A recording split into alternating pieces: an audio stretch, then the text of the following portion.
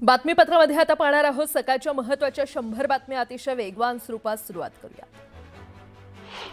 पिंपरी चिंचवडमधील भाजप कार्यकर्त्यांनी वाहतूक कोंडीमध्ये अडकलेल्यांना मदत पोहोचवली आहे। पिण्याचं पाणी आणि खाण्याच्या वस्तूंचं वाटप करण्यात आलंय। दरम्यान वाहतूक कोंडी सुटण्यासाठी आणखी वेळ लागणार असल्यानं प्रशासनानं तातडीनं अन्न आणि पाण्याची सोय करण्याची मागणी केली आहे। वाहतूक कोंडीमध्ये अडकलेल्या प्रवाशांना एकत्र करत हास्य जत्रा भरवण्यात आली। कठीण प्रसंगी खडून न जाता चेहऱ्यावर हास्य आणण्याचा प्रयत्न करण्यात आला। ज्येष्ठ नागरिक दिगंबर फडणवीस यांनी प्रवाशांना हसवलं। 25 तासानंतर पुणे मुंबई एक्सप्रेस वेवरील वाहतूक धीम्या गतीने सुरू झाली आहे। उर्से टोल नाक्यावरील वाहनं शिस्तीने मुंबईच्या दिशेने रवाना होऊ लागली आहेत। मी दिलेलं कधी बोलून दाखवत नसल्याचं वक्तव्य उपमुख्यमंत्री एकनाथ शिंदे यांनी केलं। लोहातील प्रचार सभेत त्यांनी हे वक्तव्य केलं। दरम्यान शिंदेंचा रोख कुणाकडे होता याची जोरदार चर्चा सुरू आहे। अनवधानानं नाव येतच कसं, राष्ट्रवादीच्या अध्यक्षांच्या नावावरून मंत्री भरत गोगावले यांनी हा सवाल केलाय। अद्याप दादांच्या निधनाला 12 दिवसही झाले नाही तरी सर्व पदांवर नियुक्ती सुरू असल्याचं ते म्हटलं। सोमनाथ सूर्यवंशी मृत्यू प्रकरणाची पुन्हा सुनावणी होणार आहे। 196 BNS कायदा पूर्ण केल्याशिवाय न्याय मिळणार नसल्याचं प्रकाश आंबेडकरांनी म्हटलंय। तर 196 BNS हा कायदा अपूर्ण असल्याचंही ते म्हटलं। केंद्रीय मंत्री मुरलीधर मोहोळ यांनी अजित पवार यांच्या अस्थिकलशाचं दर्शन केलं।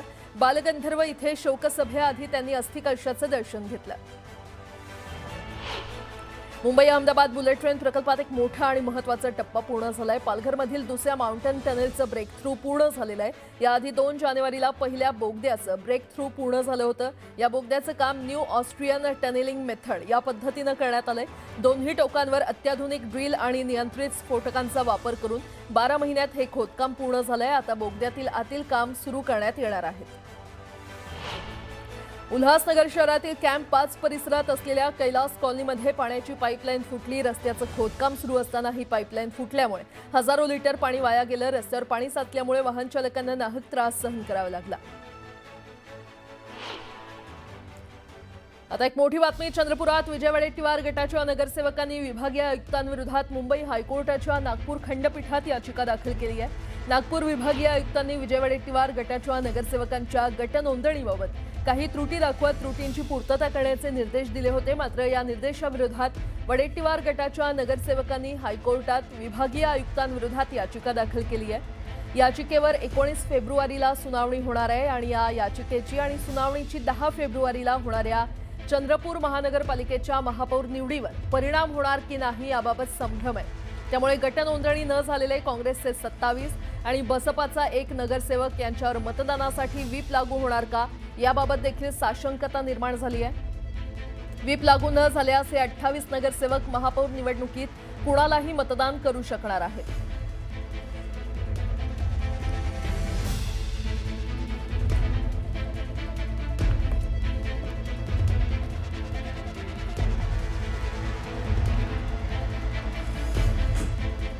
पुढची बातमी पाहूयात। मुंबई महापालिकेचा महापौर कोण होणार हे अजून जाहीर झालेलं नाहीये। मात्र नवे महापौर, उपमहापौर आणि समिती अध्यक्षांची बडदास्त ठेवण्यासाठी महापालिकेनं उधळपट्टी सुरू केल्याची चर्चा सुरू झालेली आहे। महापालिकेकडून नवीन वाहन खरेदीसाठी सुमारे 2.5 कोटी खर्च केले जाणार आहेत। विशेष म्हणजे महापौरांसाठी 30 लाखांची इनोव्हा हायब्रिड खरेदी केली जाणार आहे। गेल्या 4 वर्षात जुन्या कार पालिका अधिकाऱ्यांना वापरासाठी दिल्यानं आता नवीन कार खरेदीचा निर्णय घेण्यात आलाय। विशेष म्हणजे 2 दिवसातच ही वाहनं मनपाच्या ताफ्यात सामील होतील।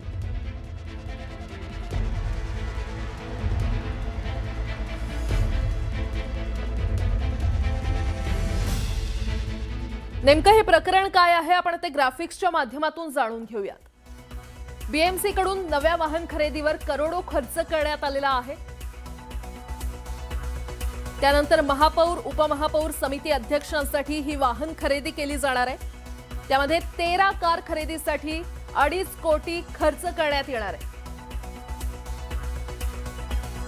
महापौरांसाठी 30 लाखांची नवी इनोव्हा घेतली जाणार आहे। इनोव्हा हायब्रिड हे मॉडेल घेतलं जाणार आहे। त्यानंतर उपमहापौर, समिती अध्यक्षांसाठी 12 स्कॉर्पिओ खरेदी केल्या जाणार आहेत आणि प्रत्येकी 18 लाखांना खरेदी या गाड्यांची केली जाणार आहे किंवा या स्कॉर्पिओ गाड्यांची खरेदी केली जाणार आहे। नोंदणी होऊन 2 दिवसात वाहनं ताफ्यात येणार असल्याचं देखील कळतंय। आणि आता पुढची बातमी पाहणार आहोत। अजित पवार यांच्या विमान अपघाताबाबत महत्त्वाची माहिती समोर आली आहे। विमानातील ब्लॅक बॉक्स मधील माहिती रिकव्हर करण्यास सुरुवात झालेली आहे। डेटा रिकव्हर केल्यानंतर नागरी विमान महासंचालनालयाकडून अहवाल जारी करण्यात येणार आहे। या अहवालातून अपघाताची खरी माहिती समोर येणार आहे।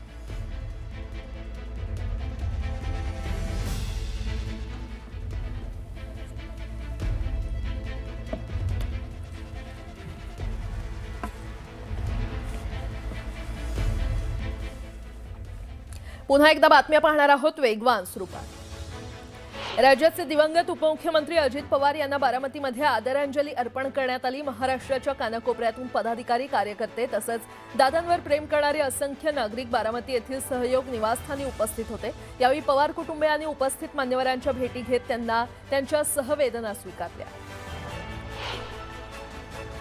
महापौर आणि उपमहापौरांची निवड होण्यापूर्वीच महापालिकेकडून करोडोंची उधळपट्टी करण्यात येणार आहे। 2.5 कोटी खर्चून 13 SUV कार खरेदी केल्या जाणार आहेत।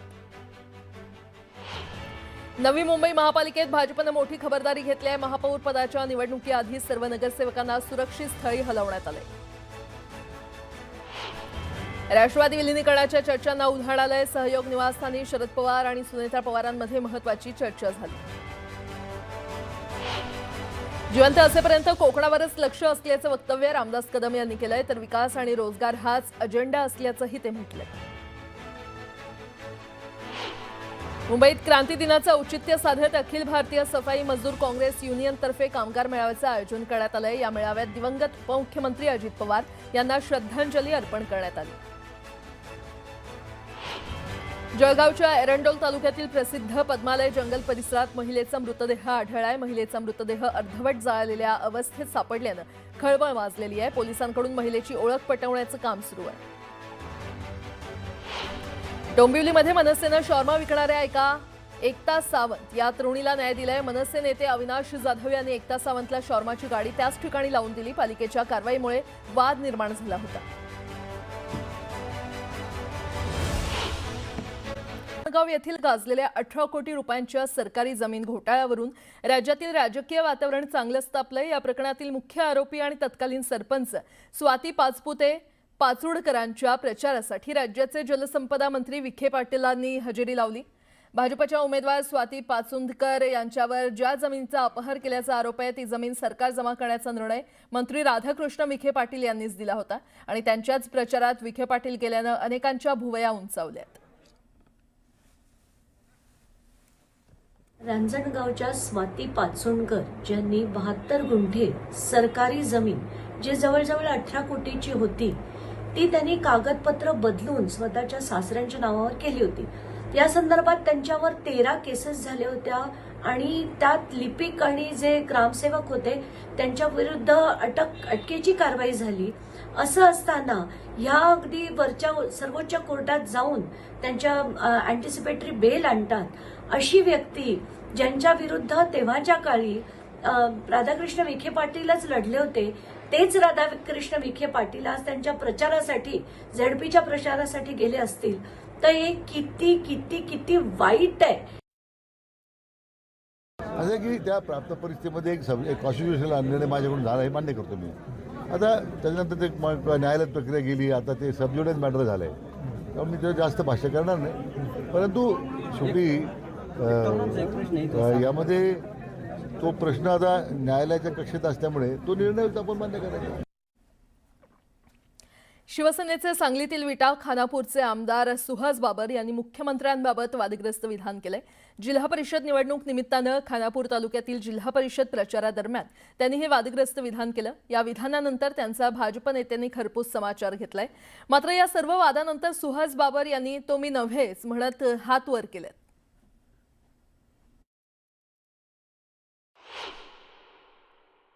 एकदा दर मंगळवार बुधवार मुंबईला येऊन बघा, एकदा धक्के खावा मंत्रालयात येऊन, मग तुम्हाला कळेल। आणि काय सांगितलं म्हणे तर मुख्यमंत्र्यांची सही शेवटला असते। अरे तुझा मुख्यमंत्री माझ्यासारखे 242 आहेत म्हणून मुख्यमंत्री आहे तुला। आणि एकदा जाऊन विचार तुझ्या मुख्यमंत्र्याला कोण आहे सुहास बाबर। अगदी खरं बाबा म्हणला तरी आम्ही काहीच केलं नाही, न काय करताच आमचं चाललंय म्हणलं सगळं. आणि परत ह्यांचं काय नाही, म्हणजे एका बाजूला असं म्हणायचं की ह्यांनी काही काम केलेलं नाही, दुसऱ्या बाजूला म्हणायचं जे केलंय ते आमचा मुख्यमंत्रीवर बसलाय आणि त्या मुख्यमंत्र्यांची सही झाल्याशिवाय आम्हाला काही करता येत नाही. म्हणलं अगदी खरं आहे म्हणलं. आता तुमचे मुख्यमंत्री आहेत, त्यांच्याबरोबर आम्ही 242 जण सहकारी आहोत ना. सुहास बाबर आणि त्याच्या आधी अनिल बाबर हे मुख्यमंत्र्यांच्या म्हणजे देवेंद्रजींच्या आणि माझ्या इतके जवळ आहेत की असं त्यांनी म्हणण्याचा संदर्भ काय बघायला पाहिजे, कारण असं आम्ही नेहमीच त्यांना रिस्पेक्ट देतो. काय झालं की सर्वच पक्ष मी चालवतोय विट्यात. कुठले पक्ष राष्ट्रवादी, दोन्ही, काँग्रेस, शिवसेना आणि भाजप ते चालवतात? हां ते चालवतात. तर ते उत्तम चालवत असतील तर आनंद आहे ना, काही अडचण नाही. आमच्याकडे कोणी कोणाला चालवावं हा काही फार प्रश्नच नाही आहे. मला वाटतं अतिशय चुकीचं स्टेटमेंट त्यांचं आहे. त्यापेक्षाही गंभीर मुख्यमंत्र्यांवर ते एकेरी भाषेमध्ये बोलत आहेत. अजून त्यांचं खरं राजकारणाच्या वयाची म्हणजे अगदी सुरुवात आहे. आता बाळसं झालेलं आहे, बऱ्याच वर्षापूर्वी ते निवडून आलेले आहेत आणि त्यांनी तोलून मापून बोललं पाहिजे मला असं वाटतं. आणि त्यांचे आता काय बोलावं मी, ते लहान आहेत, नवीन आहेत, पण मला वाटतं की त्यांनी थोडं राजकारण समजून घ्यावं. बाबासाहेब आमच्यासोबत होते पण ते कधीच त्यांचा असं तोल आजपर्यंत गेला आणि मी इतक्या वर्षांना बघितलेलं आहे आणि ते अशा पद्धतीने बोलत आहेत. मला वाटतं शिंदेसाहेबांनी त्यांना समज देण्याची गरज आहे. राज्याचे पाणीपुरवठा मंत्री गुलाबराव पाटील यांच्या विमानात तांत्रिक बिघाड झाल्याची माहिती समोर आली आहे. विमान 2 वेळा रनवेला गेल्यानंतरही तांत्रिक बिघाडामुळे उड्डाण होऊ शकलं नाहीये आणि यावेळी विमान पायलटनं तांत्रिक बिघाड झाल्याचं कारण सांगत टेक ऑफसाठी असमर्थता दर्शवली. जिल्हा परिषद निवडणुकीच्या प्रचारासाठी गुलाबराव पाटील रेणापूरला गेले होते. दरम्यान त्यांना रस्ते मार्गानं जळगावच्या दिशेनं परतावं लागले.